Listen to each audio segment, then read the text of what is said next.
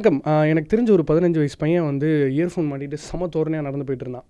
ரொம்ப ஃபீலிங்ஸாக ஒரு ஒரு அஜித், ரஜினி ரேஞ்சில் ஃபீல் பண்ணான். என்னடா அப்படின்னு இயர்ஃபோன் எடுத்து பார்த்தா விஐபி தீம் ட்ராக் கேட்டுட்டு இருந்தான்.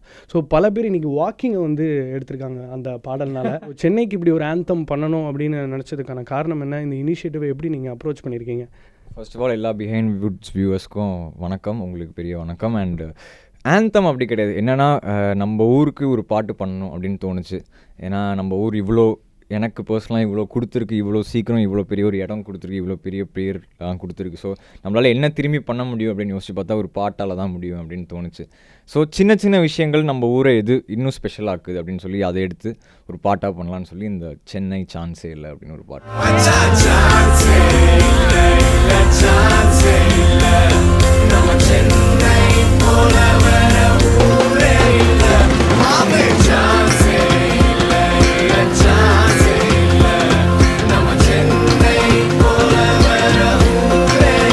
காலையிலேருந்து நைட் வரைக்கும் there are different types of music that you can associate to Chennai.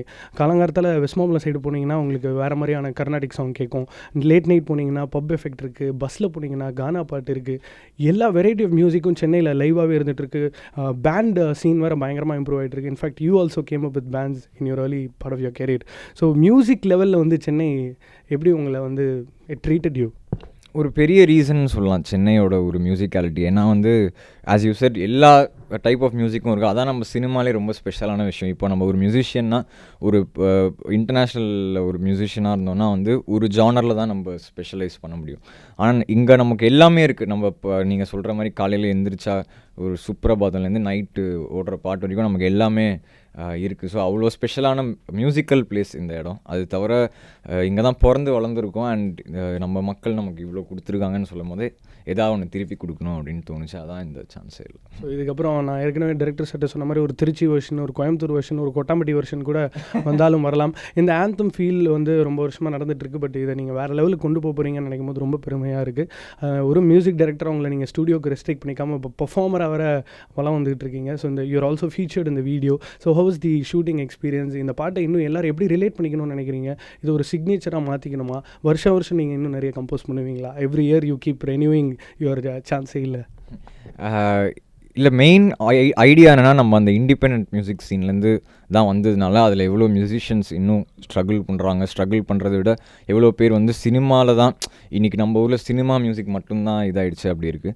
ஆனால் அந்த இண்டிபெண்ட் மியூசிக் சீனில் பேண்ட்ஸு, அது கர்நாடிக் பேண்ட் ஆகட்டும், இல்லை கர்நாடிக் மியூசிஷியன்ஸ் ஆகட்டும், ஃபியூஷன் பேண்ட்ஸ் ஆகட்டும், ராக் பேண்ட்ஸ் ஆகட்டும், அவங்களுக்குலாம் ஒரு ஐடென்டிட்டி கிடைக்கணும்னா கண்டிப்பாக இந்த மாதிரி இண்டிபெண்ட் மியூசிக் நம்ம ஊரில் திரும்பி வரணும். முன்னாடி இருந்துச்சு, இப்போ திரும்பி வரணும்னு ஒரு ஆசை.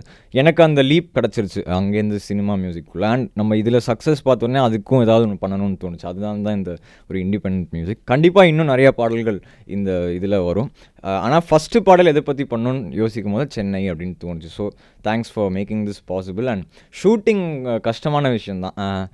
மியூசிக் நம்ம ஜாலியாக ஸ்டுடியோவில் யோசிச்சு ஏதோ ஒன்று பண்ணி விட்ருவோம். பட் அங்கே போய் வெயிலில் நின்று டான்ஸ்லாம் ஆடுறது ரொம்ப கஷ்டமான விஷயம்.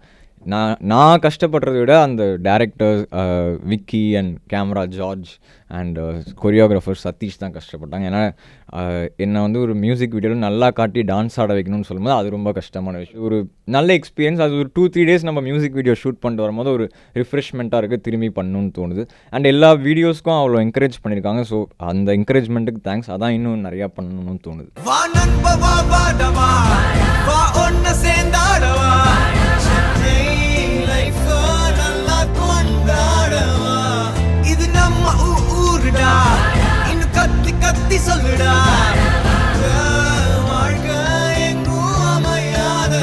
Chennai is a beautiful place. It's a hope-giving place. It's heaven literally. நார்த்தில் மும்பை நம்பி பல பேர் இருக்கிற மாதிரி சென்னை நம்பி பல பேர் சவுத்லேருந்து கிளம்பி வந்துட்டே இருக்காங்க. இன்றைக்கும் எவ்வளோ பேர் கோடம்பாக்கத்துக்கு வராங்க, எவ்வளோ பேர் ரயில்வே ஸ்டேஷன்லேருந்து சென்னைக்கு பொழப்புக்கு வராங்க.